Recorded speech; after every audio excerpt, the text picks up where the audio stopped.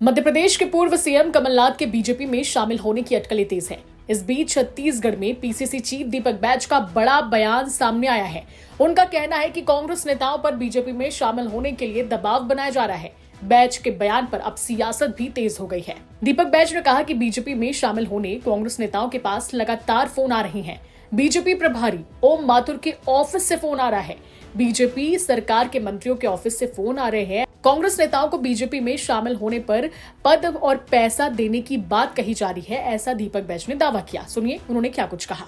चाहे राज्य की बात हो या केंद्र की बात हो, हमारे कार्यकर्ताओं को लालच देने का काम, पद देने का काम, सरकार में एडजस्ट करने का काम, अगर कहा जाए छत्तीसगढ़ की बात, छत्तीसगढ़ में ऐसे कोई पीसीसी पदाधिकारी नहीं बचाओ जिनके पास फोन नहीं गया है।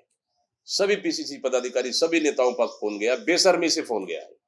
और ये सभी मंत्रियों के ऑफिस से, जहां तक छत्तीसगढ़ के प्रभारी ओम माथुर के ऑफिस से फोन गया है कि आप हमारे भारतीय जनता पार्टी में आ जाइए, हम आपको निगम मंडल में एडजस्ट करेंगे, अगर चाहे आप तो एडवांस में लिखित रूप से ले लीजिए।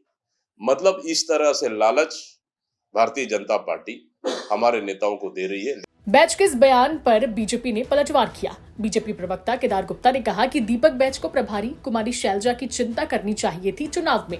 चुनाव के बाद उनके पदाधिकारी कह रहे थे कि धन भी लिया और बल का उपयोग भी नहीं किया। सुनिए उन्होंने क्या कुछ कहा। देखिए, दीपक बैज जी अच्छे नेता हैं, उनको अपनी प्रभारी शैलजा जी की चिंता करनी चाहिए थी चुनाव में।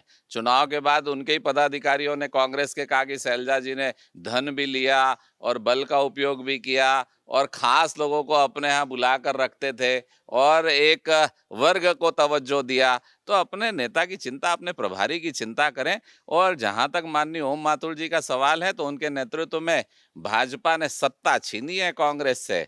और मेरा विचार है कि जो लोग कांग्रेस से यहाँ आते हैं वो कांग्रेस डूबता जहाज है, अपनी जान बचाने आ रहे हैं। पर हाँ, इस बात की गारंटी है, कांग्रेसी आएंगे तो भाजपा में राजनीतिक शुद्धता और राष्ट्रवाद तो आ जाएगा। छत्तीसगढ़ में बीजेपी 54 सीटों के साथ सबसे मजबूत और बड़ी पार्टी है।